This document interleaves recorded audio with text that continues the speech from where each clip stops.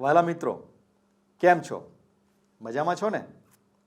Bible જણાવે છે કે જેમ કુંભાર તેની પસંદગી પ્રમાણે માટીના પાત્રો બનાવે છે અને ઈશ્વર તેનો ઉપયોગ કરે છે, તેમ ઈશ્વરે આપણને પણ તેમની પસંદગી પ્રમાણે બનાવ્યા છે અને તેથી આપણે માટીના પાત્રો છીએ. આપણે ઈશ્વરના હાથમાં આપણા જીવનોનું અર્પણ કરીએ જેથી ઈશ્વર આપણને તેમનું મનગમતું અને ઉપયોગી પાત્ર બનાવી શકે. શું તમે એમ કરશો?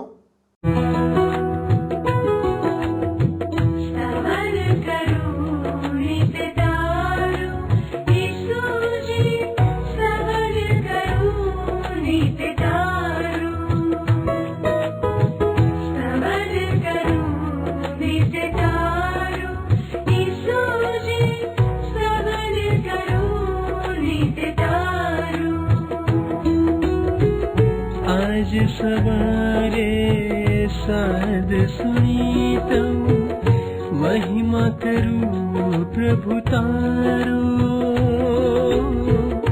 महिमा करूं प्रभु तारो, स्तवन करूं नित तारो.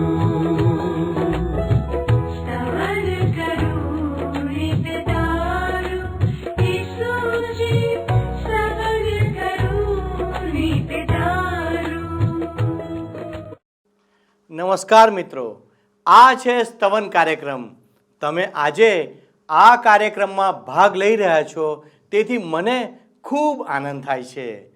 ઈશ્વરે આપણને બધાને એક ચોક્કસ હેતુ સાથે બનાવ્યા છે. ઈશ્વરે આપણા જીવનનો હેતુ નિર્ધારિત કર્યો છે. જ્યારે આપણે તેમની યોજના અથવા ઉદ્દેશ મુજબ જીવન જીવીએ છીએ ત્યારે આપણે આપણા જીવનમાં તેમના આશીર્વાદોના ફળ જોઈ શકીશું. બાઇબલ આપણને જણાવે છે કે ઈશ્વરે ઇઝરાયેલ પ્રજાને પોતાના ખાસ લોકો તરીકે પસંદ કર્યા છે. તેમના જીવનની વ્યવસ્થા કે જીવનશૈલી માટે કોઈ માનવીય નિયમ કે કાયદો નથી, પરંતુ ઈશ્વરે પોતે તે નિયમ આપ્યો છે જે તેમની સમૃદ્ધિ અને સફળતાનું કારણ છે. વાલા મિત્રો, ઈશ્વરે વચન આપ્યું કે તેઓ વિદેશીઓને પણ આશીર્વાદ આપશે. એનો અર્થ કે ઈશ્વર આપણને બધાને આશીર્વાદ આપે છે. આજના અભ્યાસમાં આપણે જાણીશું કે ઈશ્વર દ્વારા થતી આપણી પસંદગી માનવીની ઈચ્છા કે કાર્ય ઉપર નહીં, પણ ફક્ત ને ફક્ત ઈશ્વરની દયા ઉપર છે. આપણે ઈશ્વરનો વાંક કાઢી શકતા નથી કારણ કે ઈશ્વર તો ન્યાયી છે. તો ચાલો દર્શક મિત્રો, આજના અભ્યાસમાં આગળ વધીએ અને દેવના સેવક દ્વારા આ બાઇબલ અભ્યાસને ધ્યાનથી નિહાળીએ. પ્રિય મિત્ર, આજના આ સ્તવન કાર્યક્રમમાં આપણે બાઇબલમાં નવા કરારના વિભાગમાં આવેલ રોમનોને લખવામાં આવેલા પ્રેષિત પાઉલના પત્રના 9મા અધ્યાયની 10મી કલમથી આગળ વધવા માંગીએ છીએ. મિત્ર, હવે આપણે આગળ રોમન લોકોને લખેલા પત્રના 9મા અધ્યાયની 10મી અને 11મી કલમ જોઈએ. અહીં લખ્યું છે, એટલું જ નહીં, રિબકાને આપણા પૂર્વજ યિસાકથી 2 પુત્રો થયા. 2માંથી એક પુત્રની પસંદગી સંપૂર્ણપણે ઈશ્વરના ઈરાદા પ્રમાણે જ હતી. એ જણાય તે માટે તેમણે તેને કહ્યું કે મોટો પુત્ર નાના પુત્રની સેવા કરશે. અહીં મિત્ર, ઈશ્વરીય પસંદગીની સમજણ માટે યિસાક અને તેની પત્ની રિબકાનું ઉદાહરણ આપવામાં આવ્યું છે. યિસાકને 2 પુત્રો હતા, મોટો પુત્ર એસાવ અને નાનો પુત્ર યાકોબ. હવે 11મી કલમમાં પસંદગીનો સિદ્ધાંત લાગુ પડે છે. ઈશ્વરે કોઈ પણ ભેદભાવ વગર યાકોબની પસંદગી કરી. હવે આ બાબત યાકોબના કૃત્યો સારા હતા અને એસાવના કૃત્યો ખરાબ હતા એટલા માટે બની નહોતી. આ બંને જોડિયા ભાઈઓની પસંદગીમાં ઈશ્વરે અગાઉથી જ ખાસ હેતુસર યાકોબની પસંદગી કરી હતી. હવે આ વાત વધારે સ્પષ્ટ થાય એટલા માટે આપણે 12મી અને 13મી કલમ જોઈએ સાથે સાથે. અહીં લખ્યું છે, તેઓના જન્મ પહેલા અને હજુ તો તેઓએ સારું કે ખરાબ કંઈ કર્યું નહોતું એ પહેલા આ વાત ઈશ્વરે કરી હતી. આમ ઈશ્વરની પસંદગી કરેલા કાર્યો ઉપર નહીં, પણ ઈશ્વરના આમંત્રણ ઉપર આધારિત હતી. ધર્મશાસ્ત્રમાં લખેલું છે, યાકોબ ઉપર મેં પ્રેમ રાખ્યો પણ એસાવનો તિરસ્કાર કર્યો. હવે 12મી કલમમાં ઉત્પત્તિના પુસ્તકના 25મા અધ્યાયની 23મી કલમ ટાંકવામાં આવી છે. મિત્ર, જૂના કરારમાં જે પ્રથમ પુસ્તક છે ને, ઉત્પત્તિનું પુસ્તક, એના 25મા અધ્યાયની 23મી કલમ, ત્યાં લખવામાં આવ્યું છે કે યહોવાએ રિબકાને કહ્યું, તારા પેટમાં 2 કુળ છે ને તારા પેટમાંથી જ 2 પ્રજાઓ ભિન્ન થશે અને એક પ્રજા બીજી પ્રજા કરતા બળવાન થશે અને વડો નાનાનો દાસ થશે. હવે આ બંને જોડિયા ભાઈઓના જન્મ અગાઉ આ વાત ઉચ્ચારવામાં આવી હતી અને બરાબર એ જ પ્રમાણે થયું. મિત્ર, તમે જુઓ, હવે 13મી કલમમાં જે ટાંકવામાં આવ્યું છે એ જૂના કરારના માલાખી સંદેશવાહકના પુસ્તકમાં ટાંકવામાં આવ્યું છે. માલાખી સંદેશવાહકનું પુસ્તક 1લો અધ્યાય 2જી અને 3જી કલમ પ્રમાણે. હવે આ વાત જ્યારે લખવામાં આવી ત્યારે તો હજારો વર્ષો વીતી ગયા હતા અને આ વાતનો એક ઇતિહાસ રચાઈ ગયો હતો. શા માટે ઈશ્વરે એસાવનો તિરસ્કાર કર્યો અને યાકોબને પ્રેમ કર્યો? આવો પ્રશ્ન આપણા મનમાં સ્વાભાવિક રીતે જ ઊભો થાય. એસાવે ઈશ્વરનો ત્યાગ કર્યો. એ અભિમાની અને ઉદ્ધત બન્યો. એના માતા પિતા પણ એના જીવનથી રાજી નહોતા. એણે ઈશ્વરની વાતોને તુચ્છ ગણી અને ઈશ્વરની સામે બંડ પુકાર્યું. એણે ઈશ્વર વગર પોતાનું જીવન જીવવા ઈચ્છ્યું. એનું વલણ ઈશ્વર પ્રત્યે બંડખોર હતું. એણે ઈશ્વરની ઈચ્છા અને ઈરાદા વિરુદ્ધ નિર્ણયો કર્યા. એણે ઈશ્વરની ઈચ્છાને હલકી ગણી. પ્રિય મિત્ર, સર્વજ્ઞ ઈશ્વર આ હકીકત પ્રગટ કરે છે. સર્વજ્ઞ ઈશ્વર એસાવ જરૂરથી યોગ્ય પસંદગી પામી શક્યો હોત, પણ એણે એવું કર્યું નહીં. જ્યારે યાકોબે ઈશ્વરનું શરણું સ્વીકાર્યું અને ઈશ્વર સમક્ષ એ દીન થયો, નમ્ર બન્યો. એણે અનેક ભૂલો કરી હતી, અનેક ભૂલો, અને એને માટે એણે સાચા હૃદયથી પસ્તાવો પણ કર્યો. એણે ઈશ્વરનો ત્યાગ કર્યો નહીં, એ તો ઈશ્વરને જ વળગી રહ્યો. મિત્ર, ઈશ્વર આપણા કૃત્યો કરતા આપણા ઈરાદાઓને અને આપણા હેતુઓને તપાસે છે અને એટલા માટે આપણા ઈરાદાઓ અને આપણા હેતુઓ ઈશ્વર સમક્ષ શુદ્ધ હોવા જરૂરી છે. ઈશ્વર સમક્ષ આપણે કૃત્યમાં, ઈરાદામાં અને વલણમાં ગુનેગાર છીએ. આપણે એસાવની માફક ઈશ્વરથી ધિક્કાર પામેલા બનીએ નહીં. એટલા માટે હૃદયથી, મિત્ર, હૃદયથી ઈશ્વર સમક્ષ આપણા પાપોનો પશ્ચાતાપ કરીને આપણા વલણ માટે, આપણા ઈરાદા માટે અને આપણા કૃત્યો માટે ઈશ્વરની માફી માંગીએ. ઈશ્વરની ઈચ્છા વિરુદ્ધ કરેલો કોઈ પણ વિચાર, કોઈ પણ નિર્ણય અને કૃત્ય આપણને ઈશ્વરથી દૂર ધકેલી દઈ શકે છે. મિત્ર, જો તમારા માટે હજી પણ આવું બન્યું નથી તો એનું એકમાત્ર કારણ છે ઈશ્વરની અસીમ કૃપા. ઈશ્વરની અસીમ કૃપા. ઈશ્વરની કૃપા પ્રત્યે આંખ મીચામણા કરવા કરતા પસ્તાવો કરો. હવે મિત્ર, આપણે આગળ વધતા રોમન લોકોને લખેલા પત્રના 9મા અધ્યાયની 14મી કલમ જોઈએ. અહીંયા શું કહ્યું છે? તો આપણે શું અનુમાન કરીએ? શું ઈશ્વર અન્યાયી છે? કદી નહીં, કદી નહીં. સ્વાભાવિક માણસ સર્વસત્તાધારી ઈશ્વર સામે બંડ પોકારે છે. મિત્ર, જ્યારે પણ ઈશ્વર પોતાની પસંદગી પ્રગટ કરે ત્યારે માણસ તરત જ એવા સારાંશ ઉપર આવી જાય છે કે ઈશ્વર અન્યાય કરે છે. આવું કેમ બને છે? ઈશ્વર વિરુદ્ધ બંડ પોકારતો માણસ જવાય ત્યાં સુધી ઈશ્વરની સામે બંડ પોકારતો જાય છે, પરંતુ ઈશ્વર જ્યારે તેને ખોટું કરતા રોકે છે, સુધરવા અને પશ્ચાતાપ કરવા શિક્ષા કરે છે, ત્યારે તે અન્યાયના નામની બૂમો પાડે છે અને ઈશ્વર વિરુદ્ધ એ વધારે બળવો પોકારે છે. પાપી માનવીને માનવ ન્યાય ચુકાદા સામે તો કોઈ પ્રશ્ન હોતો નથી, પણ ન્યાયી પવિત્ર ઈશ્વરના ન્યાય ચુકાદા સામે એને હંમેશા વાંધો હોય છે. મિત્ર, આપણે ઈશ્વરના રહસ્યમય ન્યાયની સામે કંઈ જ કરી શકતા નથી. આપણે ઈશ્વરના ન્યાય માટે ઈશ્વર ઉપર વિશ્વાસ રાખવાની જરૂર છે. ઈશ્વર કદી જ ન્યાયી વ્યક્તિને અન્યાયી વ્યક્તિ અને અન્યાયી વ્યક્તિને ન્યાયી વ્યક્તિ ઠરાવતા નથી. ન્યાયીપણું એ તો ઈશ્વરનો સ્વભાવ છે. જગત અને એમાંનું સર્વ ઈશ્વરનું છે. મિત્ર, ઈશ્વરની પસંદગી અને માણસની સ્વતંત્ર ઈચ્છા શક્તિ એ બંને કાર્ય કરે છે, બંને સત્ય છે. હવે હું આ વિશ્વમાં એક બહુ જ નાનું સૃજન છું અને મારા સર્જનહાર તેમની ઈચ્છામાં ગમે ત્યારે મારો શ્વાસ બંધ કરી શકે છે. ઈશ્વર સર્વ સત્તાધારી છે. શું હું મારા 2 પગ ઉપર ઊભો રહીને ઈશ્વર સામે તાકીને એમને પૂછી શકું, અરે ઈશ્વર, તમે આ શું કરી રહ્યા છો? આ તો મિત્ર ઈશ્વર સામેનું બંડ છે, બંડ. હું નમ્ર ભાવે મારા સર્જનહારની આગળ નમી જાઉં છું અને કહું છું કે જે કાંઈ ઈશ્વર તમે કરી રહ્યા છો એ જ યોગ્ય છે. મિત્ર, યાદ રાખો, આ વિશ્વ ઈશ્વરનું છે, આપણે પણ ઈશ્વરના છીએ. ઈશ્વર અવિશ્વાસ કરનાર વ્યક્તિ ઉપર પણ અધિકાર ધરાવે છે, કારણ કે આ ઈશ્વરનું વિશ્વ છે. પાપી માનવીએ પોતાની અક્કડ ગરદન નમાવી દેવાની જરૂર છે ઈશ્વર સમક્ષ અને સર્વશક્તિમાન ઈશ્વરની ઈચ્છાને માન્ય રાખવાની જરૂર છે.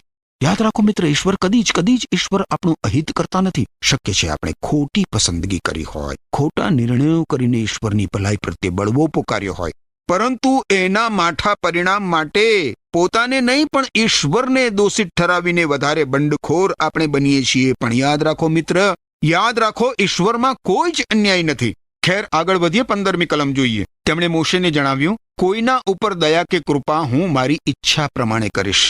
મોશે ઈશ્વરનું ગૌરવ જોવા ઈચ્છતો હતો. ઈશ્વરે તેને ઇઝરાયેલી પ્રજાને મિસરની ગુલામીમાંથી મુક્ત કરવા પસંદ કર્યો હતો, અને એમ છતાં ઈશ્વર મોશેને જણાવે છે કે હું તારી ઉપર એટલા માટે કૃપાળુ નથી કે તું મોશે છે. ના ના ના ના ના. હવે મોશે તો ઘણી જ ઉપયોગી અને મહત્વની વ્યક્તિ હતી. ઈશ્વરના કાર્યમાં સહભાગી બનનાર અને લોકોને ઈશ્વરની પાછળ દોરનાર વ્યક્તિ હતી. અને એમ છતાં તમે જુઓ, એમ છતાં ઈશ્વર એને જણાવે છે કે કોઈના ઉપર દયા કે કૃપા હું મારી ઈચ્છા પ્રમાણે કરીશ. હું મારી ઈચ્છા પ્રમાણે કરીશ. હું ઈશ્વર છું, એટલા માટે હું તારા ઉપર દયા અને કૃપા દર્શાવીશ. એટલા માટે નહીં કે તું મોશે છે. ઘણી બધી વાર મિત્ર આપણે પોતાને સારા ગણીને પોતાની રીતે ઈશ્વરની દયાના હકદાર બનવા વ્યર્થ દાવો કરીએ છીએ. હું સારો છું, હું ધાર્મિક છું, અરે બીજા કરતા હું વધારે સારો છું. આ આપણી ગેરસમજ. ઈશ્વર છે, એટલા માટે ઈશ્વર આપણા પ્રત્યે દયાળુ છે.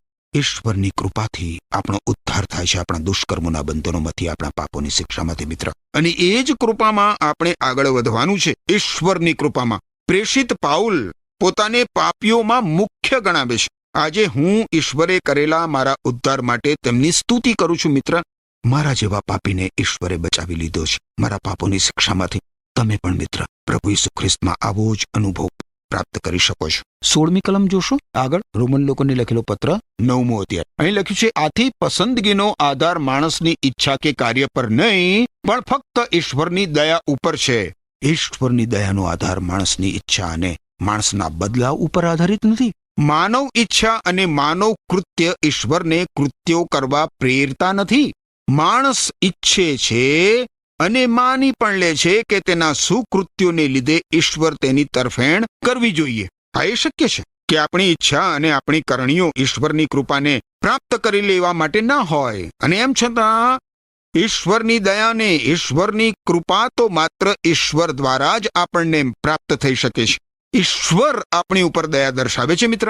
ઈશ્વર છે, યાદ રાખો. અને એટલા માટે તમારી ઉપર ઈશ્વર દયા દર્શાવે છે. ઈશ્વરને પ્રશ્ન કરનાર આપણે કોણ? હું તેમની સમક્ષ નમી જાઉં છું મિત્ર.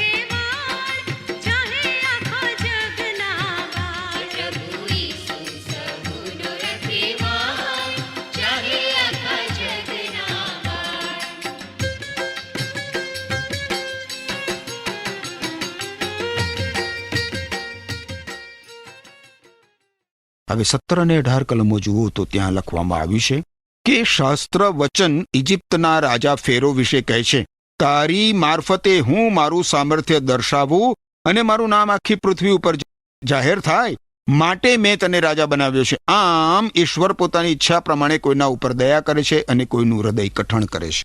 ઈશ્વર જણાવે છે કે તેમણે ફારૂનનો એટલે કે ઇજિપ્તના રાજા ફેરોનો પણ ઉપયોગ કર્યો.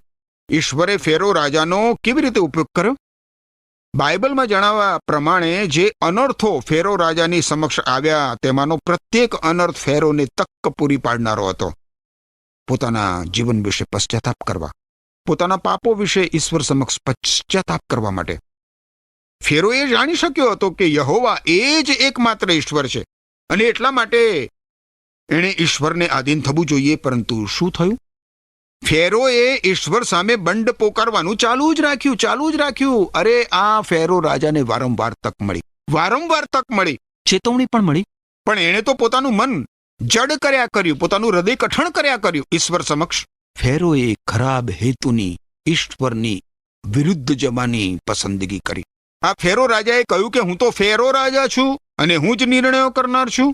હું વળી ઈશ્વરની વિનંતીને માન આપું? હે, કેવી રીતે બને? હું તો ઈશ્વરને ધિક્કારું છું, નકારું છું. હું ઇઝરાયેલીઓના ઈશ્વરનું ભજન કરવા માટે ઇઝરાયેલીઓને નહીં જવા દઉં. પરંતુ તમે જુઓ મિત્ર, જેમ જેમ ફેરો રાજાએ પોતાનું મન જડ કર્યું તેમ તેમ ઈશ્વરે પણ પોતાની ઈચ્છાને પૂર્ણ કરી. સર્વસત્તાધીશ ઈશ્વરની ઈચ્છા હતી કે ઇઝરાયેલી લોકો એમનું ભજન કરવા જાય અને ઈશ્વરની ઈચ્છા પરિપૂર્ણ થઈ. જે વ્યક્તિ ઈશ્વરની ઈચ્છા વિરુદ્ધ જવા માંગે છે અને ગમે તેમ કરીને પણ, ગમે તે બહાને પણ ઈશ્વર સામે બંડ પોકારે છે, તેને ખોટું કરતા રોકી નથી શકાતી મિત્ર. નરકમાં જનાર પ્રત્યેક વ્યક્તિ જાણી જોઈને નરકમાં જાય છે.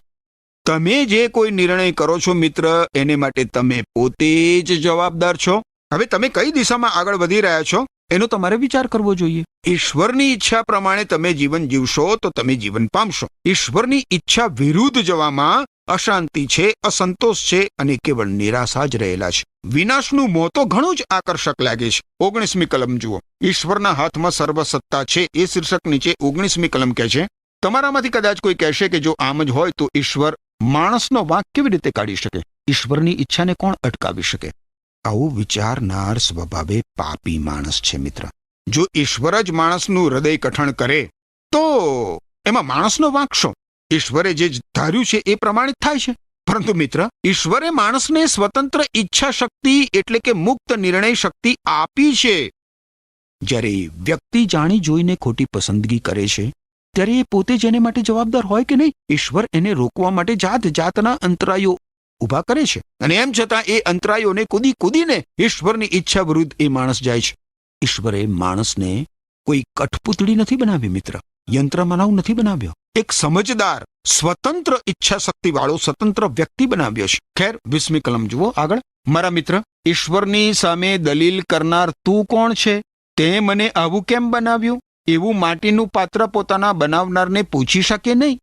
માનવીય વિચારો અને માનવીય અનુમાનો, માનવીય ધારણાઓ અને માનવીય તર્ક વિતર્કો એના જે સમસ્યા છે એનો હલ એ નથી લાવી શકે એમ.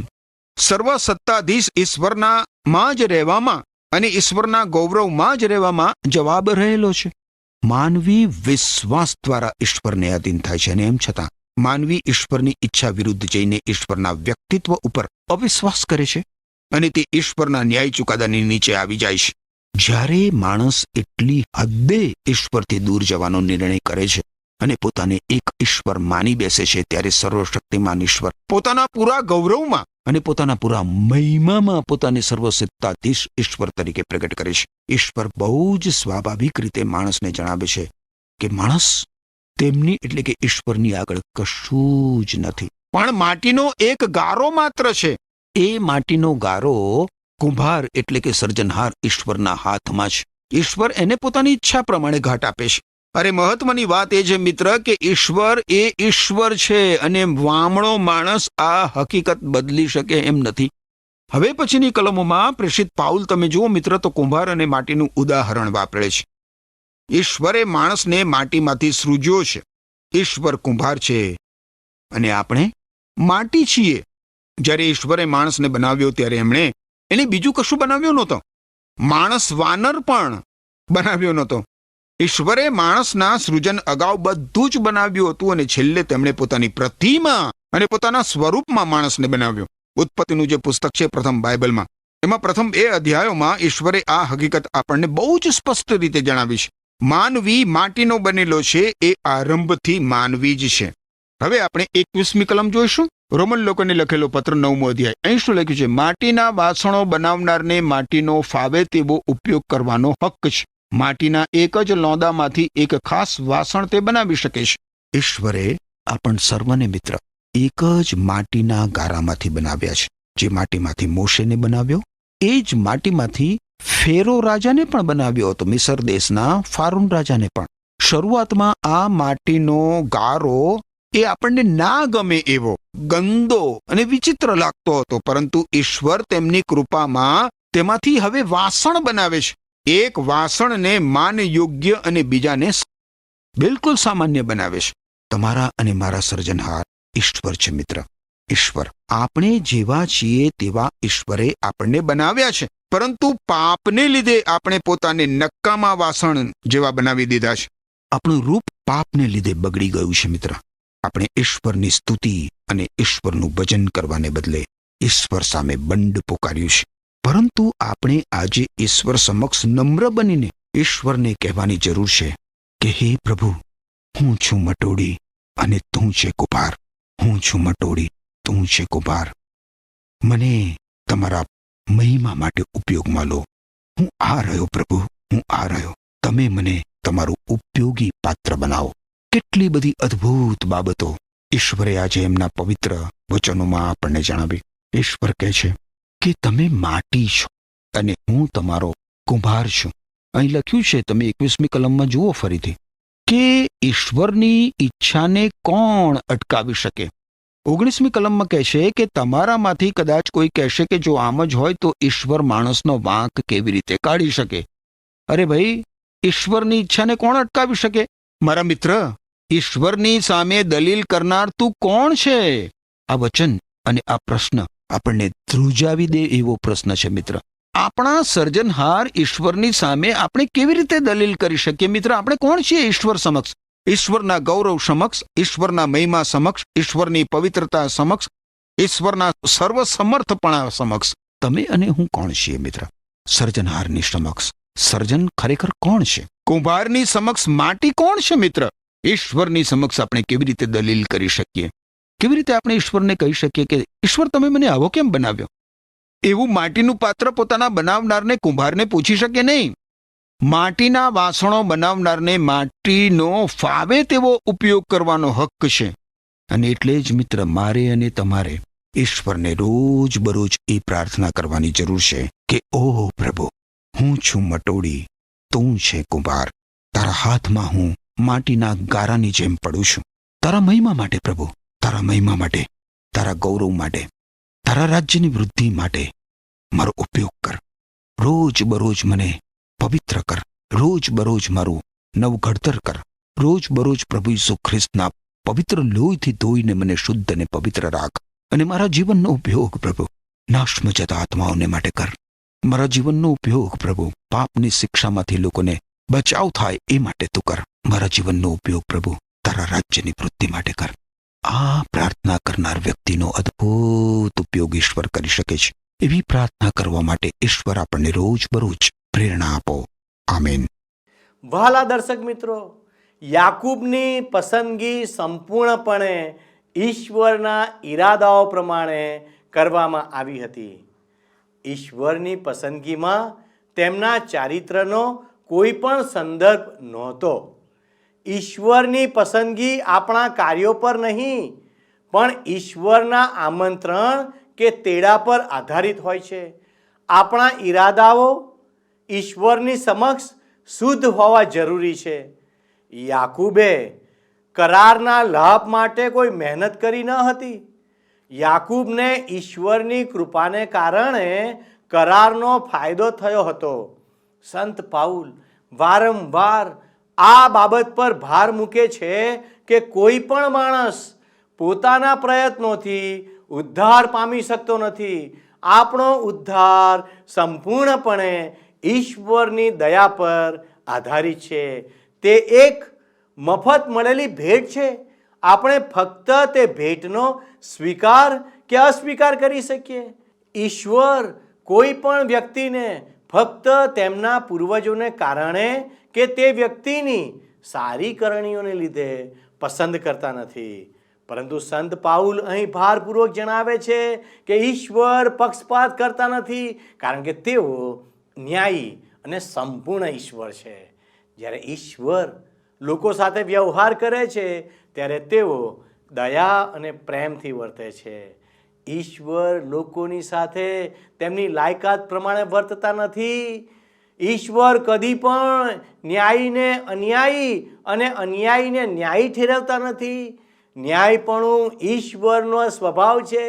કેટલું અદ્ભુત, ખરું ને દર્શક મિત્રો? યશાયા પ્રબોધક જાણતા હતા કે અવિશ્વાસીઓના હૃદય કઠણ થઈ જશે. એટલે યશાયા 6, 9 અને 10 અને જ્યારે યહૂદીઓએ પ્રભુ ઈસુ ખ્રિસ્તમાં વિશ્વાસ કરવાનો ઇનકાર કર્યો ત્યારે સંત પાઉલે યશાયા પ્રબોધકની ભાષા શૈલીનો ઉપયોગ કર્યો. પાઉલ લોકોને યાદ અપાવે છે કે ઈશ્વર સર્જનહાર છે. માણસો અસ્તિત્વ ધરાવે છે કારણ કે ઈશ્વરે તેમનું સર્જન કર્યું છે. સંત પાઉલ કુંભારના કાર્યમાંથી ઉદાહરણ આપીને જણાવે છે કે કુંભારને વિવિધ પ્રકારના વાસણ બનાવવાનો અધિકાર છે, તેમજ ઈશ્વરને તેમની પસંદગી પ્રમાણે લોકોની સાથે વ્યવહાર કરવાનો અધિકાર છે. આપણે ઈશ્વર પ્રત્યે આદર રાખવો જોઈએ. ઈશ્વરના નિર્ણયો હંમેશા સાચા હોય છે. તેમના ન્યાય ચુકાદાઓ સંપૂર્ણ હોય છે. શું તમે ઈશ્વરને સંપૂર્ણ રીતે આદર આપો છો?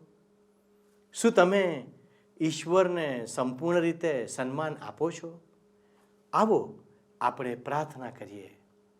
ભલા ઈશ્વર પિતા, તમે અમને મદદ કરો કે અમે તમને સંપૂર્ણ આદર આપી શકીએ. અમે તમારી બીકમાં જીવન જીવી શકીએ. અમે તમારા વચન આધારિત જીવન જીવીએ. તમે અમારી રક્ષા કરો, અમારા કુટુંબની રક્ષા કરો. અમે તમારા હાથોમાં સોંપાતા અમારી આ પ્રાર્થના ઈસુના નામમાં માગીએ છીએ. આમેન. વાલા દર્શક મિત્રો, આપના પ્રતિભાવો ઝડપથી અમને મોકલી આપશો. ઈશ્વર આપને આશીષ આપો. આમેન.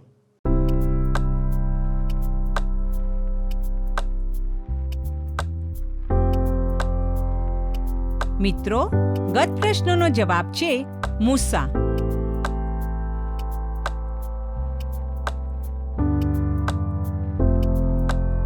આજનો પ્રશ્ન છે, પસંદગીનો આધાર કોના પર રહેલો છે?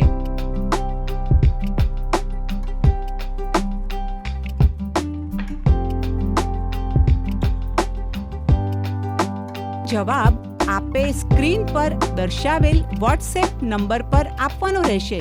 કાર્યક્રમ દરમિયાન પૂછેલા પ્રશ્નનો સાચો જવાબ આપનાર વિજેતાઓના નામ દર મહિનાના પ્રથમ સોમવારે જાહેર કરવામાં આવશે.